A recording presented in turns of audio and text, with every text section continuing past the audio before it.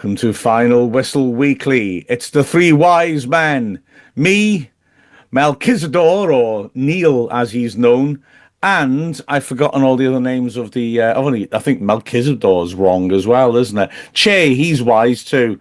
Hello, gentlemen. Who's got the myrrh and who's brought the Frankenstein? I've got the Frankenstein. Chay can have the myrrh. Fair enough. I'll bring the myrrh, yeah. Definitely. Good old Ollie. And that leaves me with Gold Omotayo. Well, yes, we've got plenty to talk about, haven't we? We've got 3 games to pick the bones out of, so let's get going.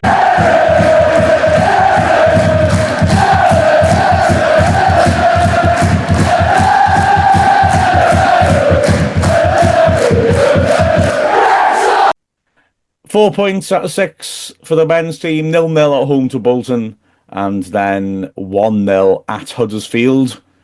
Happy? Yeah, more than happy, Mark.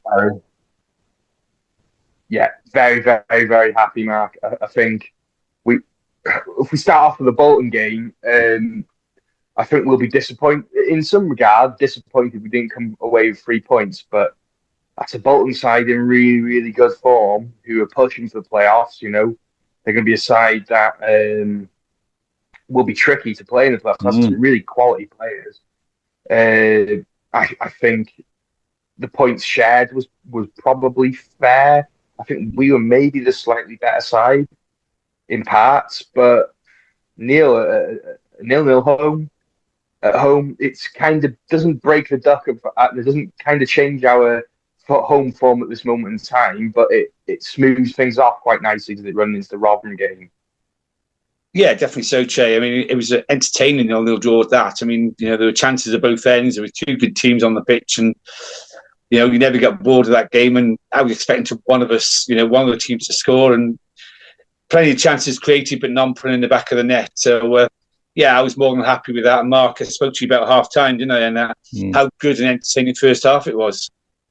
Yeah, for me, the most revealing thing is the Bolton reaction, because their staff afterwards, their manager and their fans were all thrilled to avoid defeat against us. And I think that said an awful lot. You know, we asked a lot of them. We were the team, I think, who, well, okay, to be fair, they did have a couple of big moments, didn't they, to say by Arthur when they hit the bar. But we actually looked consistent at the team that were more likely to score, didn't we? And yeah, ultimately, I think they were delighted to get away with a clean sheet and a point. And of course, you look what they did on Wednesday to Birmingham, and you can see just what a good result it was for us. Yeah, that result's really aged well, isn't it? To be fair, and the home result against them, the return fixture at the start of the season. I think Bolton are one of those sides that a lot of people like us and Wickham, who've had such consistent good seasons, are really going to want to avoid in the playoffs if one of us have to. Well, either one of us or Wickham are going to have to play a team like that, and they're in really good form. Yeah,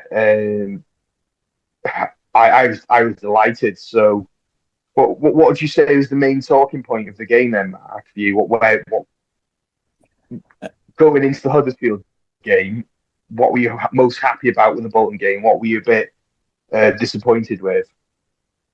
What was I most happy with? Oh gosh, I'll have to think now. I'm trying to remember what the game was. I thought that Revan and Longman continuing where they left off was really good. I was really pleased about that because they'd done very well at Mansfield, hadn't they? And I think that they showed real width. And don't you think it's incredible to think that, you know, Barnett and McLean suddenly aren't in the team, and yet we still look extremely dangerous out wide. So I was really, that's one thing I thought was very pleasing. Yeah, I'd agree with you, Mark. I think Longman had a superb game against Bolton. I thought he really came into his own, and it was his best game I think he's played for us. I was really surprised that, you know, Parky decided to take him off halfway through the second half, and I thought a threat then down the wing was basically negated. I know Barney came on, but I thought Longman did a far better job against their defence than Barnett did. So yeah, I was he's voted man of the match by the fans, and I thought he was superb, and very surprised he was taken off. But remember, Parky used to do this all the time, didn't he? He'd always be given one wing back 70 minutes because he asked so much of them. And I don't know, I think that, we had another game on Tuesday. It's really relentless right now, and I think just giving Peelders a bit of a break. I mean, let's be honest, Barnett's a good player, and, on paper, the thought of bringing him on against a tiring fullback is a very attractive one, isn't it? And maybe it didn't work out on this occasion, but I could see the logic behind it. I thought Longman started to look a little bit tired towards the end as well, maybe. And with another huge game against Huddersfield on Tuesday, I think it was the right thing to do, and I could see why some of the fans were really frustrated. I think some of the reaction, especially from the Stoke Club Brew Coffee stand, was a bit over the top. But when you've got Ryan Barnett, who's had the amount of assists and been so pivotal for us coming off on the bench, I don't think there's much to complain about. And Revan, I would really like to talk about as well, because as a lot of fans wrote him off from the few appearances he's played, but the last few games, Mansfield, Huddersfield and Bolton, really, really impressed with him. He's really come into his own, and I think it's good for McLean as well, because McLean is as fit as he is.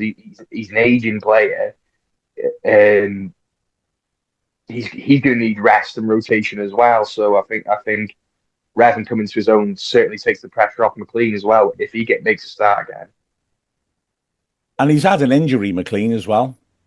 For that as well, I think we want him to be firing on all cylinders in the running, and so it's brilliant that Revan's come in. And like you say, you're dead right. I mean, I'm not moaning at Wrexham fans here. I'm just football fans in general. Always respond to the last thing that happened, and there's a number of the current squad who've been written off, and then all of a sudden everybody thinks they're wonderful again. So it's Revan adds himself to that list, doesn't he?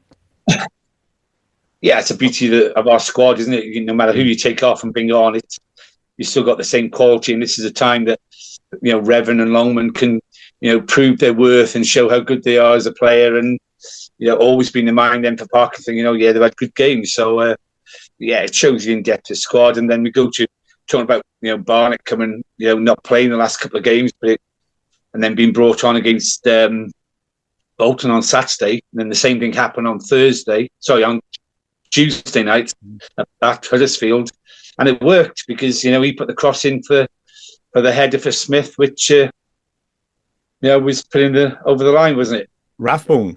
Was it Rathbone? Sorry, my apologies. Yeah, it was Rathbone. Sorry. Yeah. Well, yeah. We may as well jump onto the Huddersfield game now. Thinking about I was lucky enough to get a ticket. And it felt like a big game, getting on the coach for Tuesday night, the amount of, fans we taken under the lights, beautiful stadium, Huddersfield, and pre-game, Mark, you were there, obviously the atmosphere was brilliant, wasn't it? You've got to say a lot of credit to both sets of fans. And I think the way the stadium layout, it really generates a really good atmosphere. Yeah, and who designed that stadium? Ain't they the guys that are going to do our cop? So yeah, that's right, Populous. Yeah, so we're laughing there, aren't we? yeah. As long as they get the acoustics like they did in the Huddersfield stand, it was deafening loud by both sets of fans, and they're fully aware that the noise is one of their main priorities, so that's exciting. It's a lovely ground. It hasn't aged, has it? Like, some grounds around that era, they're looking a bit tired and tatty now. That one's still fantastic, isn't it? With the orange segment stands. It's great. Those bendy things to hold them up are called banana trusses, apparently. Related to the Prime Minister of a couple of years ago, I'm told. Or something. But, I really did like the ground. It's unique looking, especially stadiums of that era. A lot of them are built like fish bowls and soulless. There is actually a lot of character to that stadium. So, if we can get anything as half as good as that. I'm really looking forward to what the cop's going to look like. But I was yeah, a bit.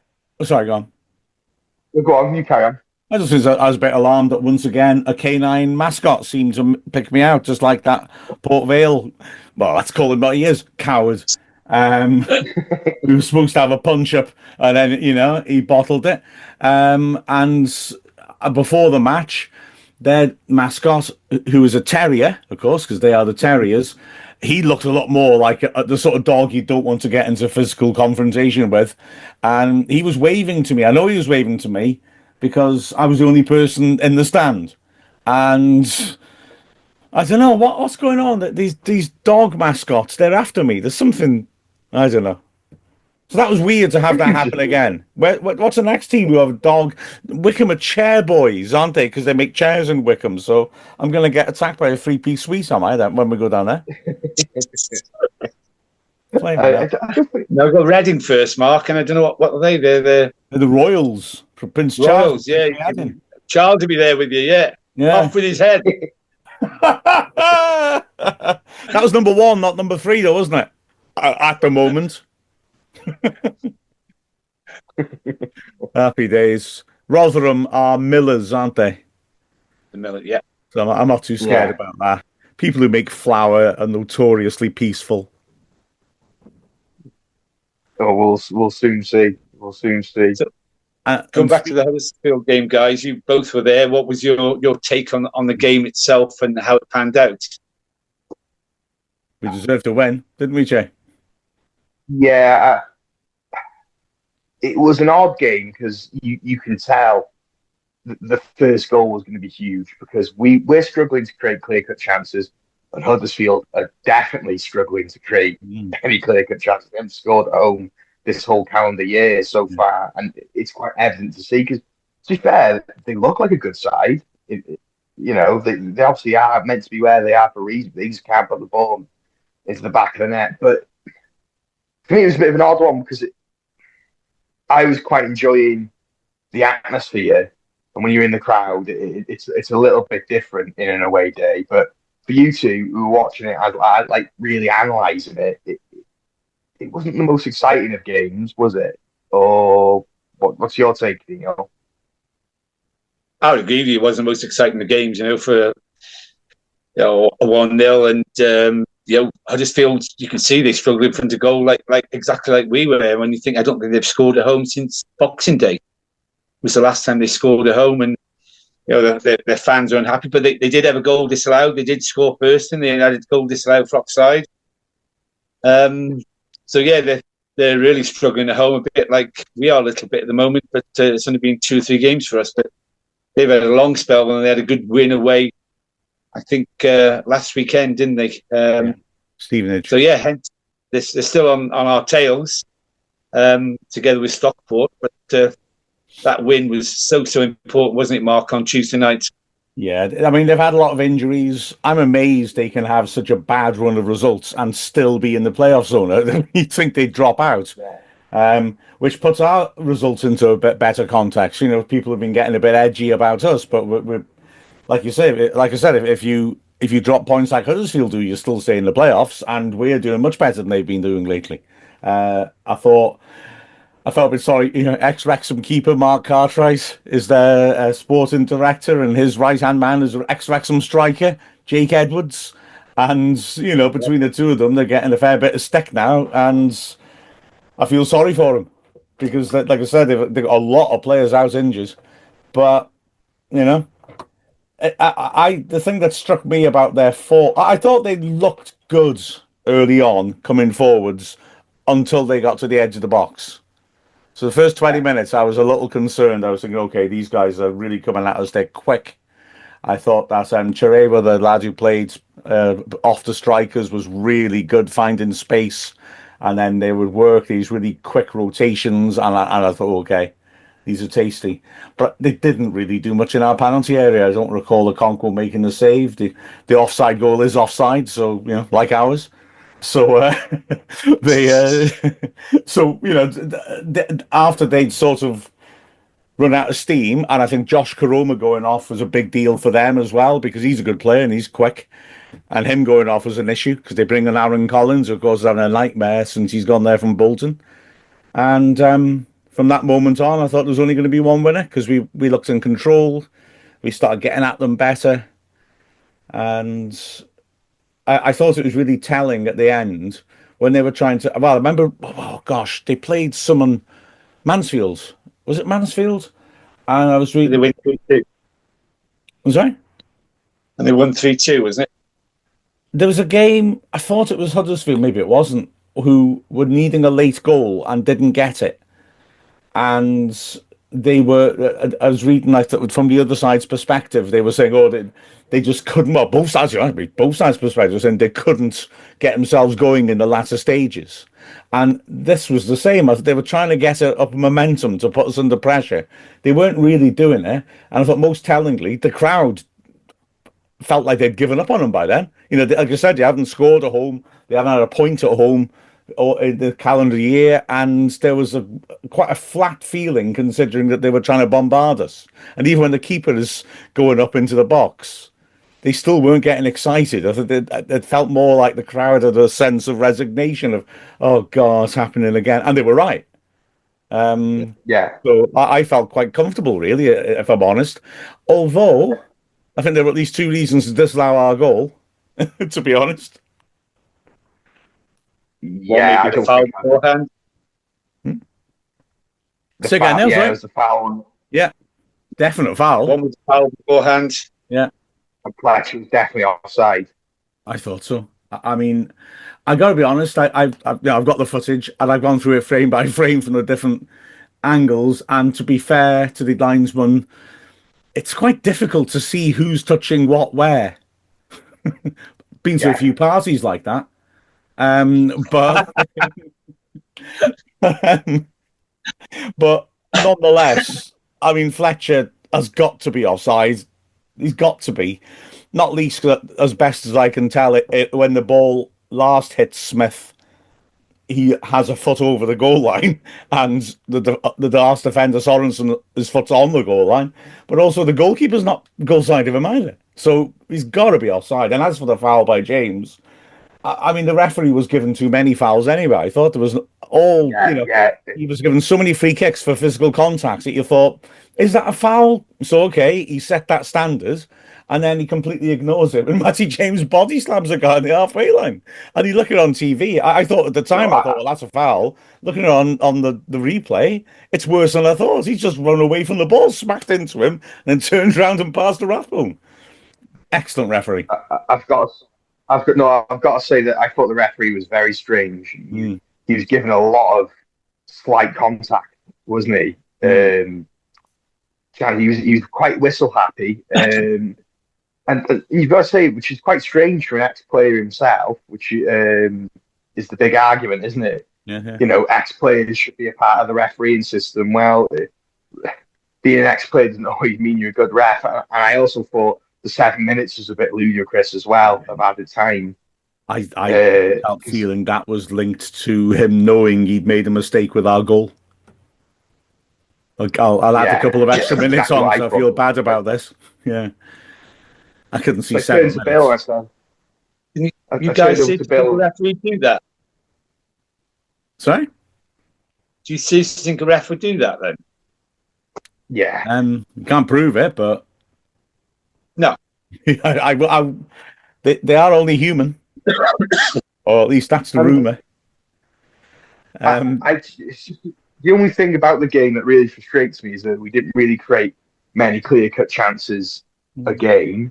And in my opinion, if we would have got an earlier goal, a goal in the first half, or a goal earlier on in the second half, I think we would have walked through them quite easily, personally, because the atmosphere, Neil, once we conceded from their home fans just dropped their heads straight away, and there was like a strange atmosphere in the ground where you could tell that they knew they lost. It was very strange. Like they knew they couldn't create any chances against us. It was very, very strange. Like they weren't trying to cheer on their players to try and get that game. It's like they sort of resigned to losing straight away as soon as we conceded. So I think it's a shame that we couldn't have got an earlier goal, really. And I know it's partly down to injuries, and they suffered injuries during the match as well, didn't they? They had to bring off Karoma, they had to bring another player off at half time. But I thought their substitutions killed them a little bit. Like I said before, that Chay, what I thought was their best attacking player, and that the left wing back Ruskins was getting forwards really well. More, I admit, more in the first half than the seconds. But when they took both of them off, I must admit, I was thinking, oh, I'm glad to see the back of those two. And they didn't really get the momentum going after that. So in trying to change it up, I think they actually made matters worse for them. Tragic. Yeah. Well,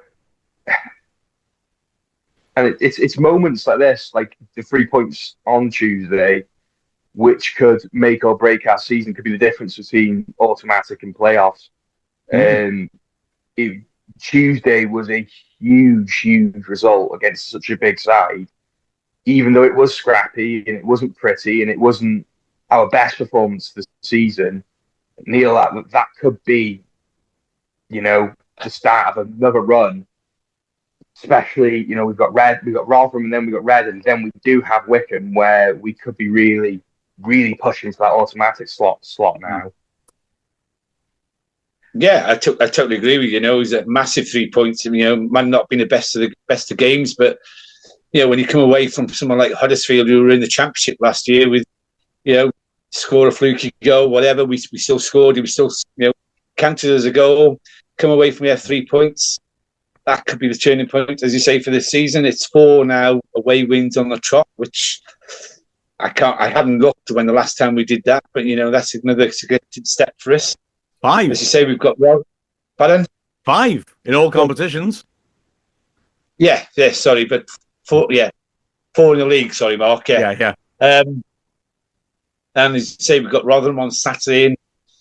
In an ideal world, that should be another 3 points, Mark, shouldn't it? But the way we're playing at home at the moment, although we did keep a great clean sheet last Saturday against Bolton, and we know what Bolton did to Birmingham on Tuesday when they went a goal down to Birmingham, they came back and beat 3-1.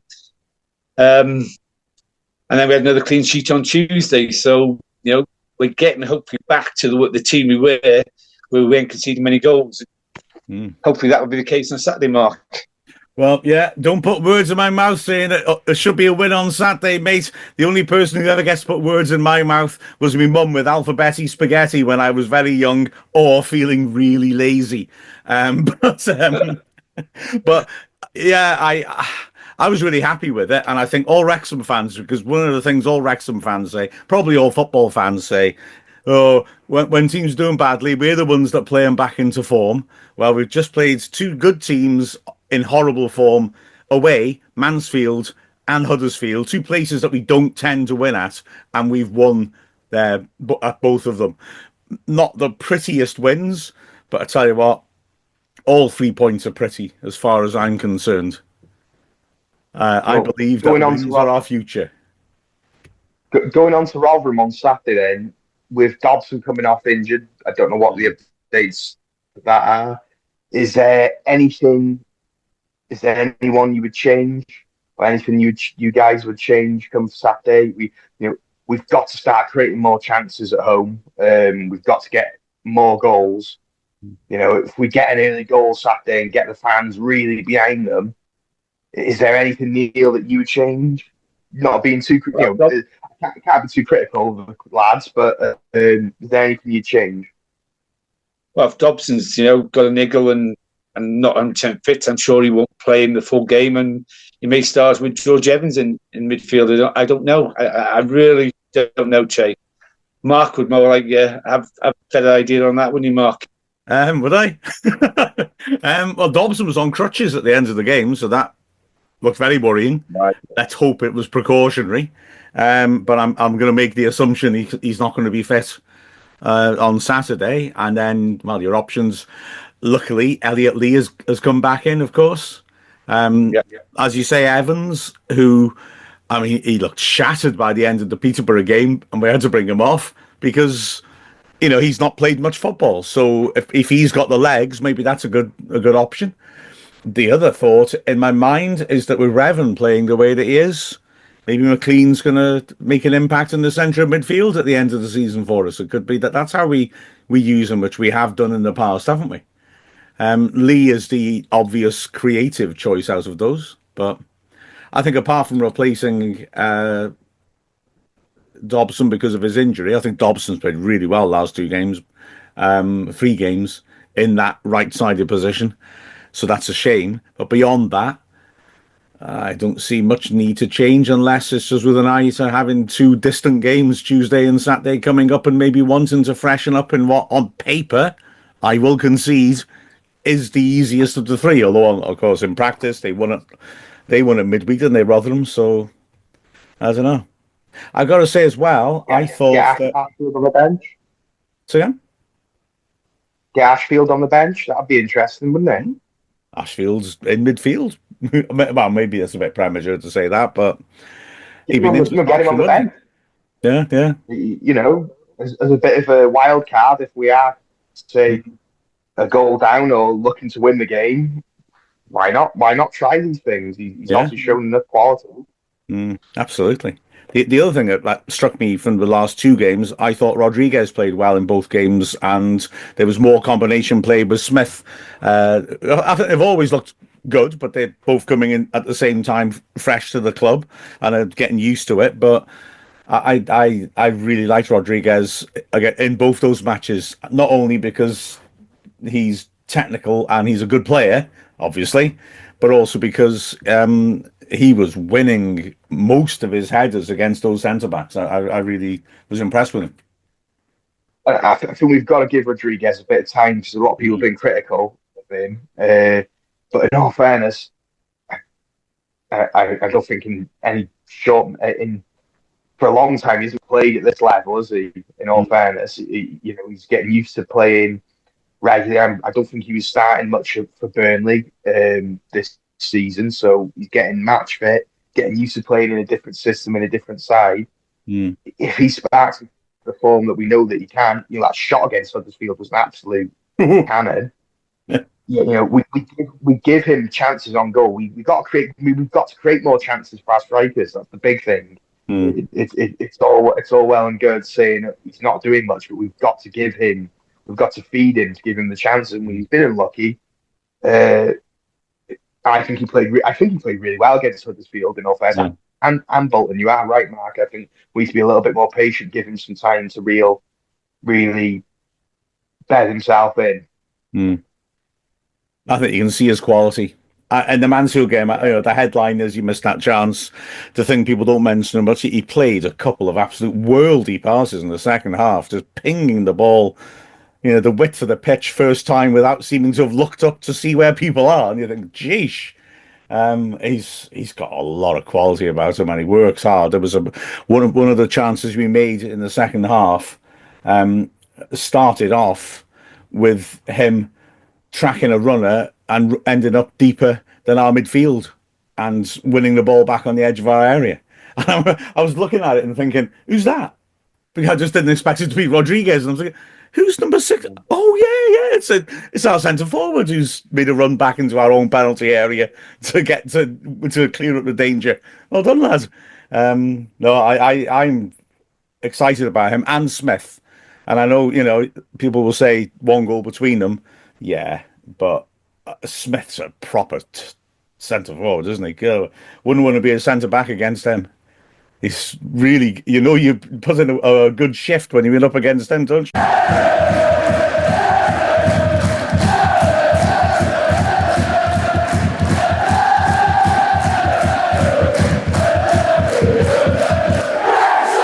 I mean, after the miracle of Swansea and us getting into the second phase, what a start, beating TNS 3-1.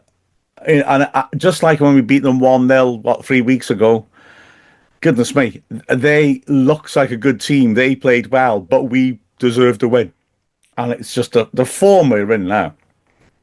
It's just fabulous. There's such self-belief now.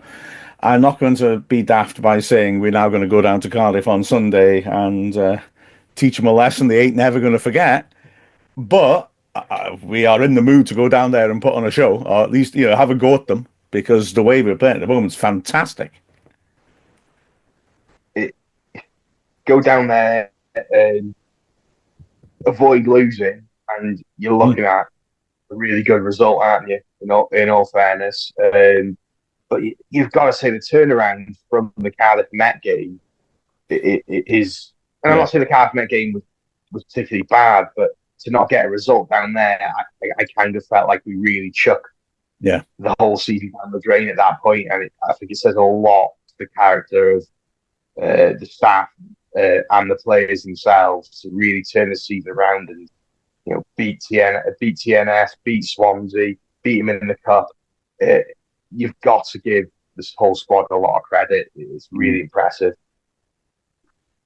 And not least because Liv Fuller, like I said, picked up what has turned out to be a very nasty injury, ACL and MCL, in the first Swansea game. Lily Jones carrying injuries, couldn't start on Sunday. She came off the bench for the last 20. And so, as I've said previously, I feel that since the break, those two and Brooke Cairns have been outstanding in midfield. I haven't seen any midfield anywhere near as good as them in that division. And suddenly we've lost two of them against TNS, who are very good on the ball. And it didn't matter, because Nat Clark stepped up from the back. She can play either position. She was just, it was like watching Mascherano, Makalele. It was just her reading of the game, and the interceptions and then the good use of the ball was superb. Mary Gibbard came in and she did a similar job. She is, she can play the defensive midfielder, she can play attacking midfielder, and she did the defensive role superbly, really disciplined. And then Brooke Cairns, I think anyone who's heard anything I've said or written about the women's team know that I got a lot of time for Brooke Cairns, and she's been excellent all season.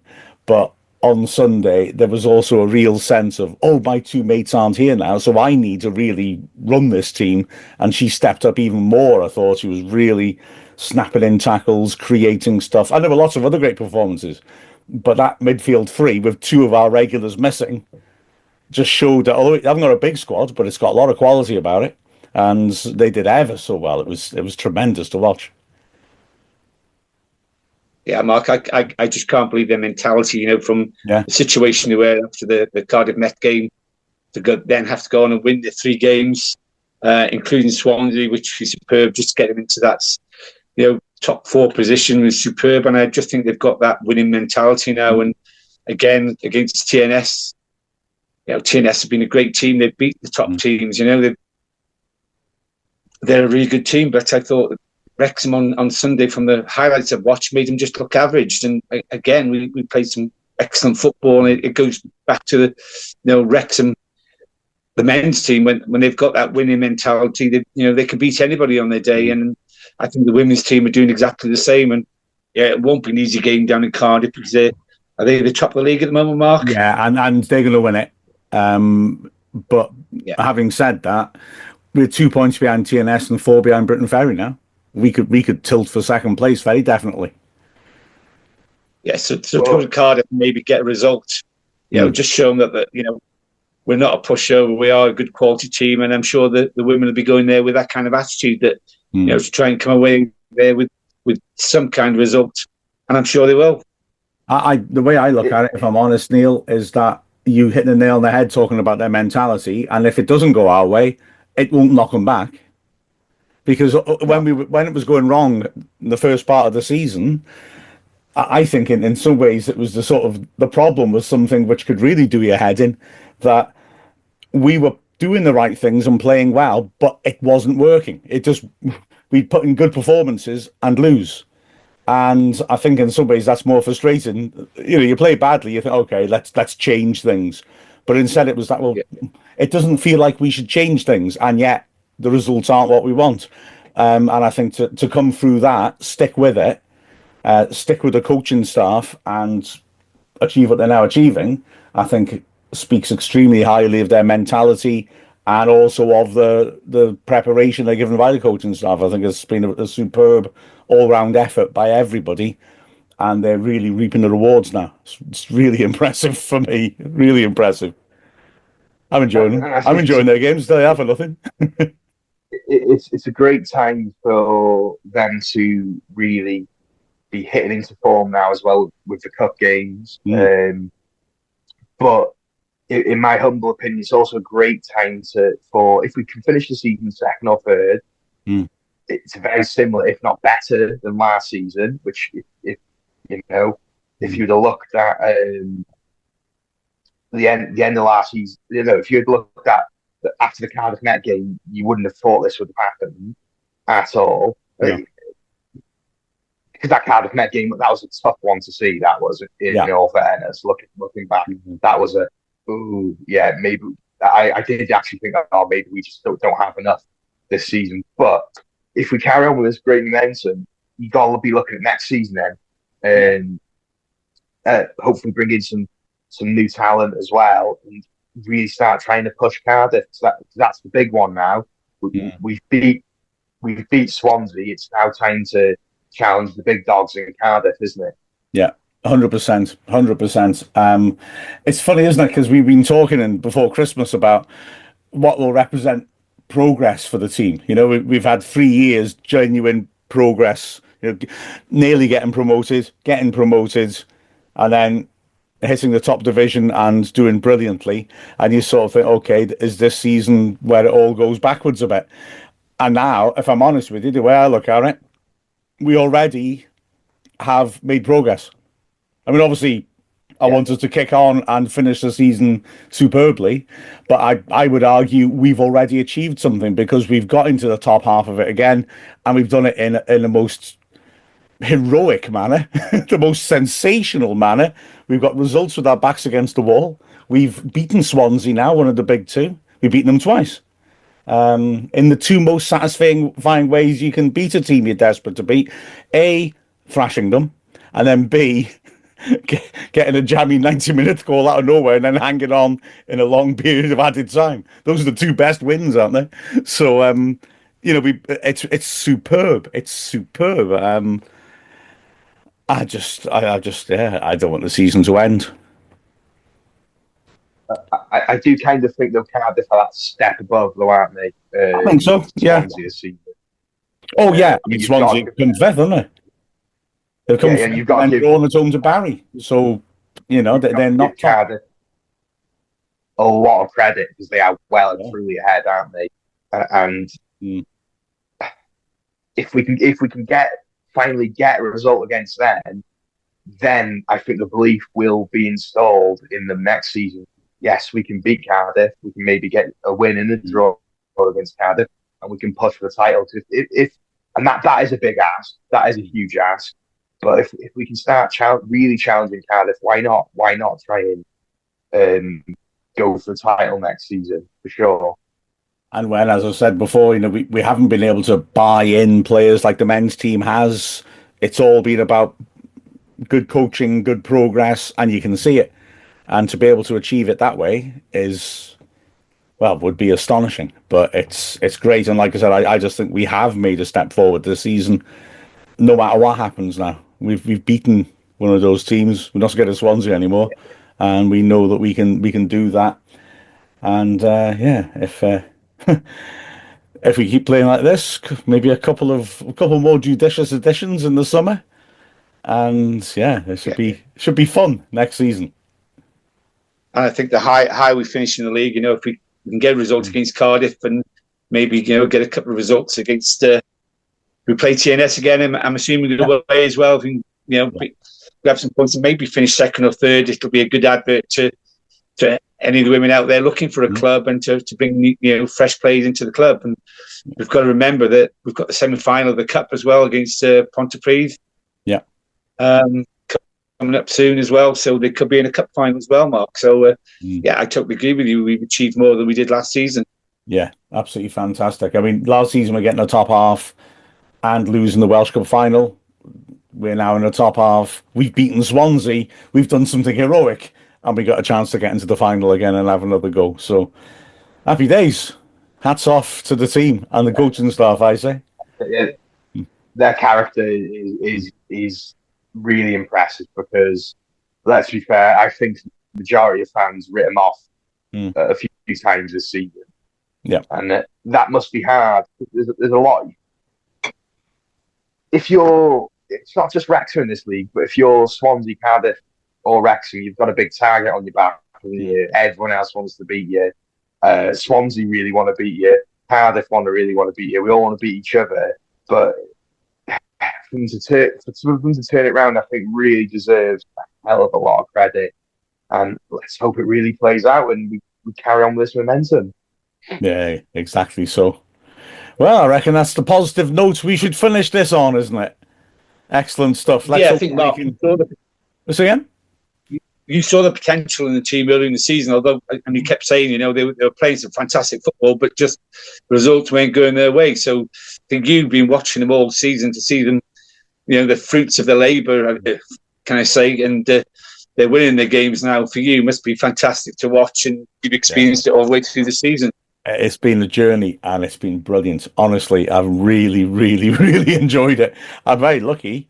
I support two teams, both for Wrexham, and they both give me plenty, I tell you. But yeah, it's been so gratifying, Neil, to watch the progress and also to experience one of those rare occasions where it turns out I was right. Because I can't deny. Throughout 2024, I was sticking to my guns and believed it. And I was thinking, everyone's very polite to me. But I was thinking, everyone must be thinking, he's talking rubbish here. But it turned out for once, I was right. They were a good team. And they've clicked now. And wow, it's great. It's brilliant to watch. It really is fun. Happy days. Yeah, I'm sure they'll have a safe trip to the team on Sunday, Mark. Oh, I'll be driving down there, don't you worry. I'll be sightseeing. I might do a nice Wrexham trek. Going to do a few Wrexham treks in the next week. There, Wickham, Reading. I'm gonna get me air miles. Right down to the Brecon Beacons. That's a nice journey for you, Mark. Yeah. Britain Ferry game, I drove through them, and all the beautiful scenery, the majestic mountains, the sweeping valleys, all completely covered in fog. Couldn't see a thing. It was great. The downside is you have to go through, it's bypass Merth for now, but it's a beautiful journey down. Yeah, that's it. I think I saw werewolves as well, so I'm going to keep an eye out for them on the way back.